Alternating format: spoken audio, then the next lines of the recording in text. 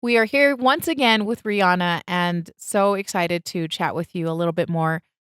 We just heard about Callan's birth story, and wow, if you haven't had a chance to, if you have not had a chance to listen to it, I would highly recommend it. It is so touching, and I cannot believe all that you went through, all that Callan went through, so that you guys could finally meet him. That was quite the journey. It seemed like so.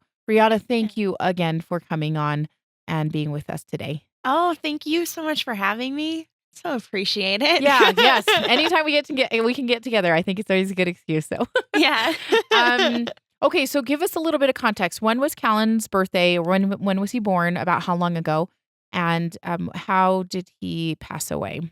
Okay, so Callan is my firstborn. He was born February 15th, 2021, Mhm.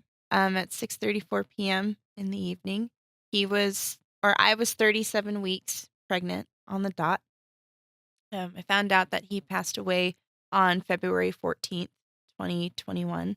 When I was 20 weeks pregnant with him, he was diagnosed with congenital diaphragmatic hernia, Mhm. which is basically where there's a hole in the diaphragm and the abdominal muscles migrate up through that hole and into your chest. And that's where they develop and they displace the heart and the lungs. Yeah. So he had CDH, and we were living in Washington State at the time, but we decided after a little bit of research that we wanted to go out to Florida. Yeah. Uh, it was quite the journey. It really was. Yeah. And we went to Johns Hopkins All Children's. And yeah, I had Callan on February 15th. Just my beautiful baby boy Yeah. With red hair. with red hair. I just think that is so cool because, like, I love your red hair and your husband's a redhead, right, too? Like, I just Yeah. think it's Well, I think that's so great. mine is fake. Oh, I have to be honest. I wouldn't know it. You should have said, "Oh, yeah, totally." Yeah. I don't know, it feels disingenuous. Just feel like it's not real. Regardless, it's so beautiful. Oh, thank you. Okay, well, I wanted to chat with you, because we like to have these advice episodes just to see how the grief has looked since then. I mean, he was born mid-pandemic. One of the things I realized that I forgot to ask you about in your birth episode of Callan is that, you talked about this, like, beautiful peace that you felt in his room, and I mean, that is, like, such a special time after the birth that is, like, so quiet, right? Like, they talk about the quietness, but sometimes it's the quiet that is, like, so unnerving too, right? Because you expect your baby to cry, but you described it so differently, that it was so, so peaceful, like, so almost sacred, the way you described it. Can you tell me a little bit about that feeling and, like, what made it so different? Like, what. Well, first, I think I have to attribute it to, like, I believe 1000% that my son was there. Mhm. I believe that he was there and, he was trying to show his support for us. So I think that's kind of part of it. But I just remember there was this piece that I didn't want to disturb. I mean, and on any day, and this is not to shame anybody, like if you're experiencing stillbirth and maybe you're listening to this episode or know someone who is going to, like, do whatever gets you through the day. you Yeah. know? Like, Yeah. honestly, that is your day to be upset. That is your day to, like, cry, scream, yell, whatever you need to do what gets you through the day. This is just what helped me. Mhm. I found that honestly, I found that it was just in kindness, you know, like treating my husband with kindness, treating the hospital staff with kindness. Like, to me, it was really important. I felt like everyone had this expectation of me that maybe I would be this, like, this kind of cranky, mom in Yeah. labor, Yeah. and I didn't want that. Mm. I wanted the complete opposite. I wanted our room to be a place where people could come and feel peace, maybe feel a little bit of a reprieve Yeah. from the world. I knew I needed that. Right. So it's Might as well set up the environment so that I mean, well, and Callan, I think, like you said, set the tone. If you like I said, go listen to the birth episode because she talks about specifically a really spiritual experience that she had with her son. yeah. And yeah, how he set the tone, I think, right? Yeah. Yeah. He just I felt like he was there. And I knew that I was actually just thinking about this the other like last night. I knew that I wanted to be close to my son more than anybody in the world. Mhm. I wanted to be close to Callan. And I also knew that even though I wasn't exactly happy with him at the moment, there was if there was any point when I needed God, it was that day, you know? So I was going to do everything in my power to keep them both as close to me as humanly possible. Yeah.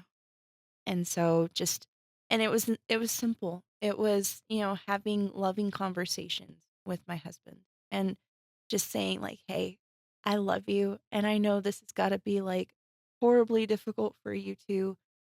How are you doing? Like, what do you need? What can I do for you?" Like, I know I'm kind of chained up to this machine right now, but what Yeah. like What do you need? Yeah. what do you need? And like just thanking him. Like, I feel like, honestly, I couldn't have done this with anyone else. Like, just saying Mm. thank you to my husband. And I gotta hand it to my husband. He was such a trooper. Literally anytime I moved, he was there. Good job. Good job. Good job, Kipper. Yeah. And just saying thank you to him. And when the hospital staff would come in and check on me, just thanking them and saying, "Hey, I know today might be a tough day.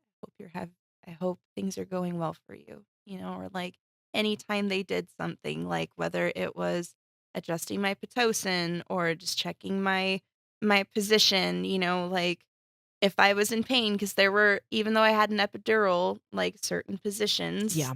it only covers so much.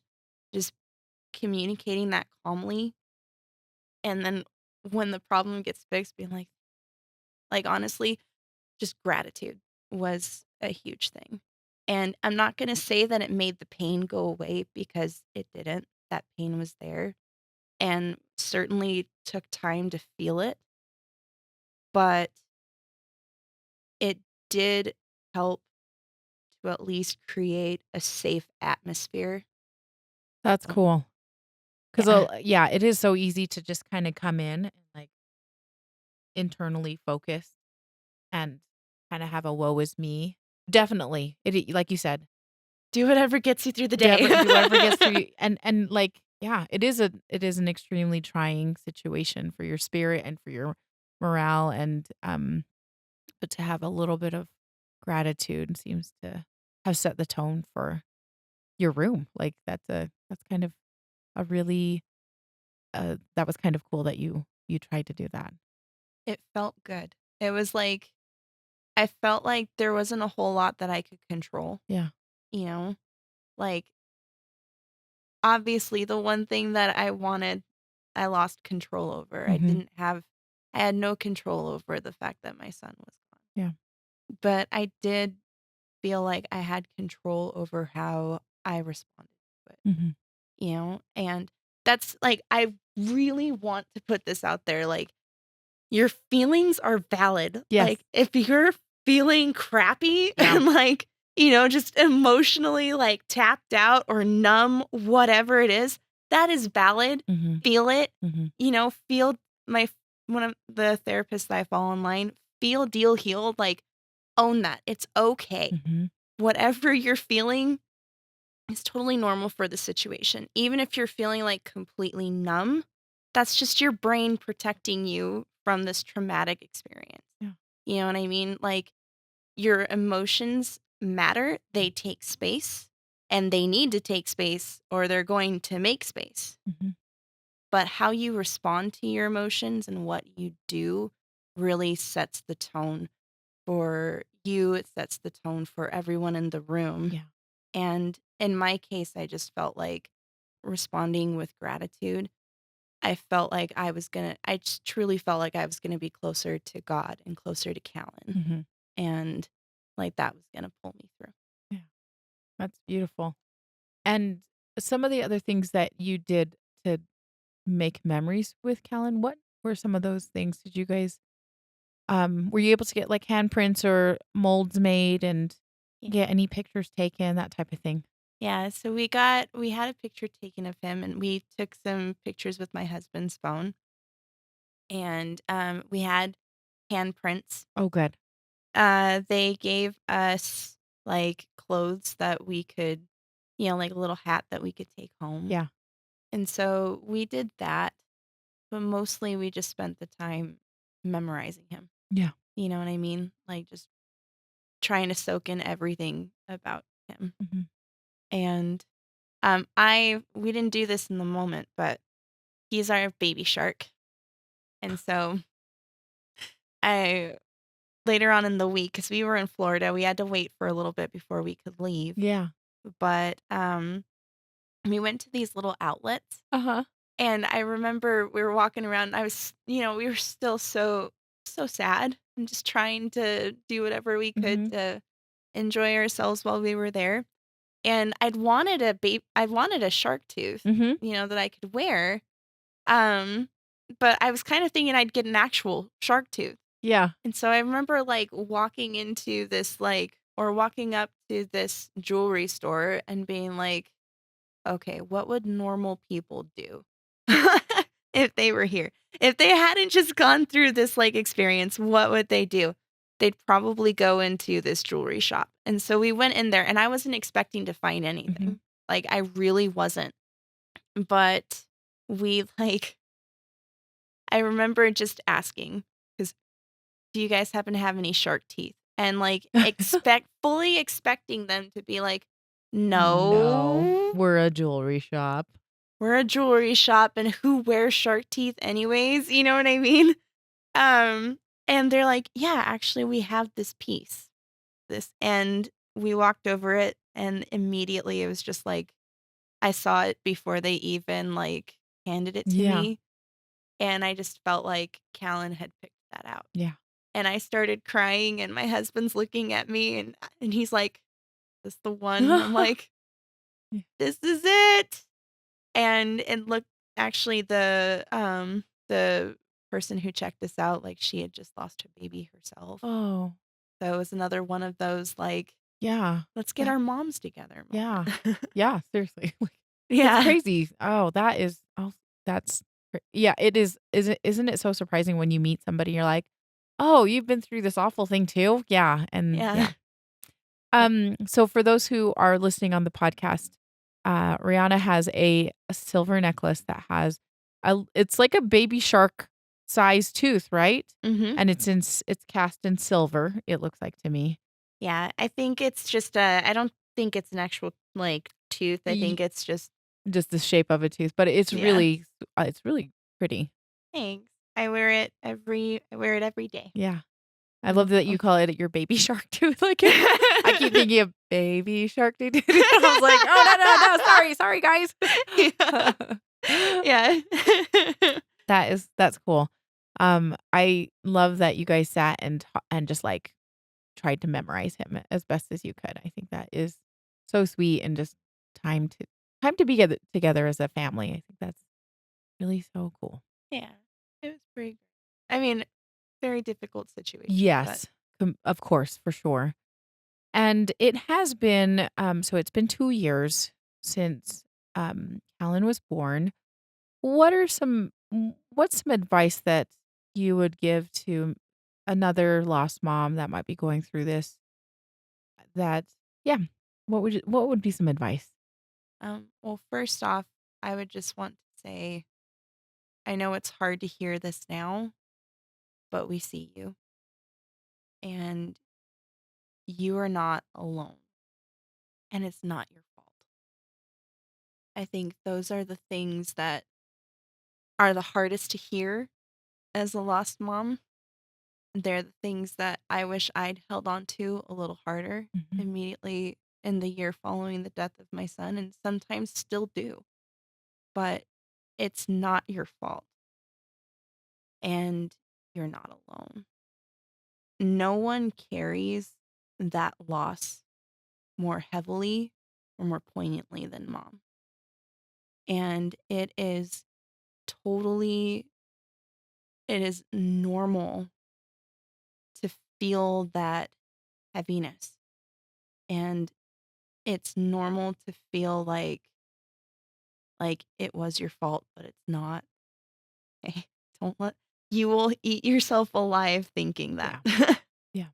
um so that is like the very first thing that I want to say.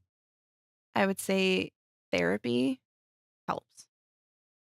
It helps you to deal with the internal feelings that you're having that maybe you don't feel safe expressing to even your spouse Mhm. or your partner. But like I said earlier, your emotions, if you don't make space for them and you don't feel them and deal with them, they're going to make space. Yep. And they're gonna overflow somewhere else that you don't want them to overflow, and it's not pretty sometimes. Exactly. But the one thing that I really wanted to hit on is be patient with yourself and be patient with other people. Mhm. People are going to say things. Yes. You know, in our faith, we hear a lot of things like families are forever, and we will see them again. And all these things, they're true. And, when you can think them yourself, they're great. But when it's other people saying them, sometimes it feels kind of, what's the word? Tawdry?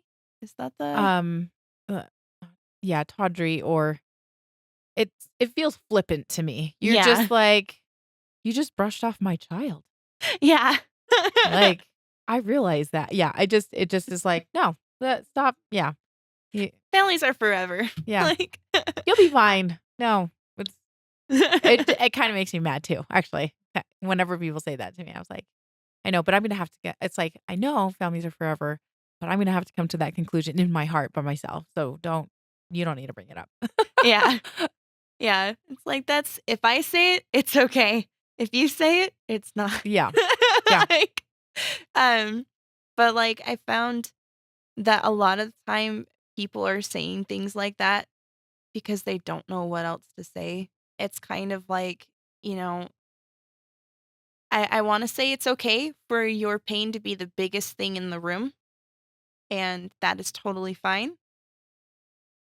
Sometimes people don't know how to handle that, though, Mhm. and the natural, like, human instinct is to it's like, "Oh, this is too intense for me. I have to have some kind of escape 'cause I don't know how to handle Yeah. this." So that's when people say something like that, and it's not it's not intentional. You can set a boundary and, you can still find ways to hold space, but just when you can, try and be patient because I know this for me at least, I drove myself crazy, like thinking of all the different ways that I could get hurt. And it was just so Mm, much easier. Like, interesting. yeah, it was so much easier to just like accept, like, oh, this wasn't said Yeah. on purpose. Or maliciously. Like, most people are well-intentioned, well-meaning, and they're just awkward, right? Like, they're Yeah. just awkward. Like, when you said, "What do normal people do?" If I hadn't just experienced this and so, yeah, like, people just don't know what to do. It's not their normal to deal with it. Yeah, and we've had a lot of people say awkward things to us too, so, Yeah. are there any other things that you would, maybe recommend staying away from in regards to phrases or other things that are they just don't maybe land correct or right to a lost mom? I would say, oh, this is a big one. So I got pregnant with my daughter about 8 months after I Mhm. lost Callan. And people ask me all the time, "Is she your first?" And I'm like, "No, she's my second." And, it's kind of like this awkward moment. I try not to bring it up a whole lot unless I'm asked. But people are like, "Oh, well, it's so great that you have hope," which is true, which is true. Yes. Yeah. But, it's like I can't think exactly of how they phrase it, but it almost makes it sound like hope is a consolation prize, or that, like, Mhm. you know, hope is now taking the place of Callan. And so, like, my favorite thing to say is, and I say this proudly because I love my children, and I'm like, hope is not a replacement baby, Yep. and Callan cannot be replaced. Yes. Oh, I love that so much. Yeah, Yeah. it totally is. Like I bristle a little at the rainbow baby term only because I'm Yeah. like, you know what? Like it makes Brannon, my son, who was stillborn, seem like he was the problem. Does that make sense? And then Felix is yay, not the consolation prize, but like he's the winner. And it just so that's why I'm like, oh, I like that. Not he's not getting replaced. He's not, yeah. That is beautiful. I love Yeah. that. Like, they're two separate beings. They're both as much of a part of our family as the Mhm. other, Mhm. just maybe in different capacities, Yeah. and that's okay. Yeah. So I don't know exactly what that would be phrased like, but maybe just try and be aware Yes. that, our babies are still a part of our family, Yeah. you know? Mhm. And they're always with us, like, always with us. Yeah. I like that a lot. I like that a lot. Yeah. What about some things that people maybe said or did that was really helpful? I think sometimes, like, and I'm thinking back to other times that I've lost, like when I lost my mom. I talked about that in the Mhm. um previous meeting. Sometimes people just need a space to vent. They Mm. just need a safe space where they can, talk for 20 minutes and then, like, come up for air. You know what I mean? Sometimes you don't realize how deep in these things you are until you come up from. So maybe just being like a safe space. Um, I had a few people actually like make little, um, not memoirs, but I got a few mommy necklaces. Mhm. So like my sister-in-law, um, and my brother-in-law had this little amethyst, because my son's birthstone is Yeah, amethyst. uh-huh. So they had a little amethyst like pendant made, or picked one out for us. And one of my husband's close friends got us like a little heart. Mhm. My mom, or my stepmom, got us a little like necklace with Callan's name on it. Mhm.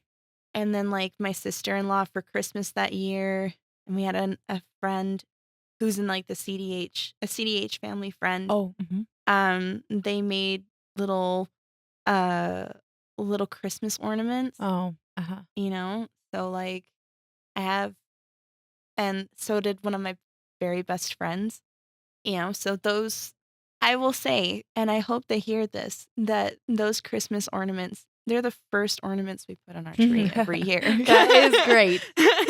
Yeah.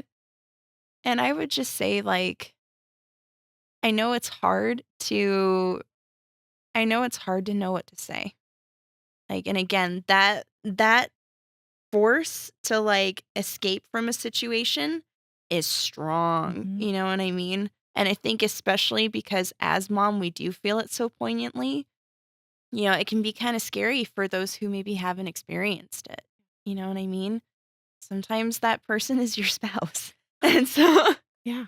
I think it's important to, like, and this is specifically for spouses, share your memories and share your love of the children who you lost. You know, Mhm.